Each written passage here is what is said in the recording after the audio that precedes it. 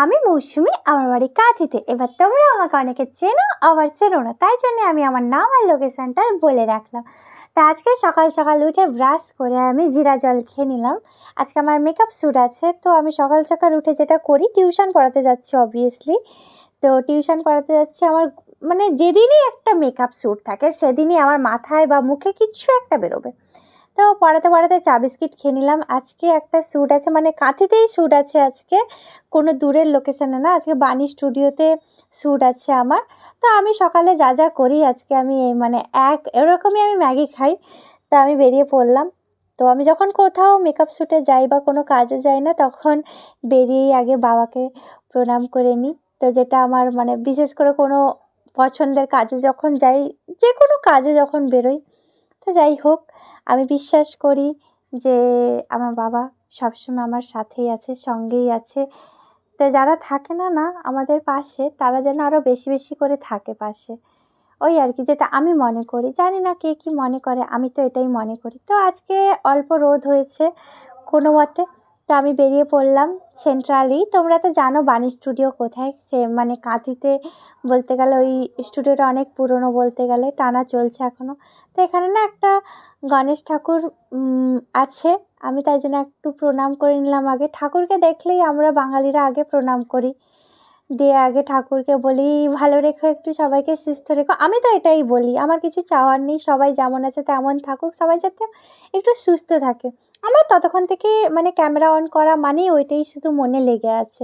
যাই হোক, আজকে আমি টাইমে চলে এসেছি, তো আমি তাই জন্য লোকেশানটা ভালোভাবে ঘুরে ঘুরে দেখছিলাম যে চারপাশে কেমন। এই জায়গাটা না আমার হেভি লেগেছে জানো তো, এই জন্য এইখানে একটা রিলসও বানিয়ে আপলোড করে দিয়েছি। এই যে চলে এসছে বাণী স্টুডিওতে মেকআপ যে করবে দিভাই, সুস্মিতাদি।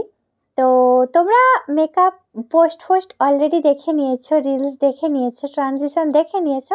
আমি ভ্লগটা শেষে পোস্ট করছি, কেননা আমি না টাইম পাচ্ছিলাম না সিরিয়াসলি। তো আমি টাইম পাচ্ছিলাম না। আজকে আমার চুলটা মানে পুরোপুরি ভেজা বলতে পারো। তো ওই জন্য আমি ফ্যান চালিয়ে না চুলটা শুকিয়ে নিচ্ছিলাম। আর তোমাদের সাথে যতটা যা পেরেছি শেয়ার করেছি, মানে একদম শুরু থেকে শেষ অবধি যা যা ছিল। তো যাই হোক, তোমরা আমার ভিডিও দেখে কতটা তোমাদের ভালো লাগে আমি জানি না, বুঝতে পারি না, কিন্তু এইটুকু বুঝতে পারি যে নেগেটিভের তুলনায় পজিটিভটাই আমি বেশি তোমাদের কাছ থেকে পেয়েছি। তোমরা আমাকে অনেক ভালোবাসা দিয়েছো, ইনবক্সেও অনেক কমপ্লিমেন্ট দাও তোমরা, যে আমাকে মেকআপ করলে, হ্যাঁ জানি আমাকে মেকআপ করলে ভালো লাগে না, কারণ আমি বেশি মেকআপ করি না বলেই তোমাদের এরকমটা মনে হয়, তাই না?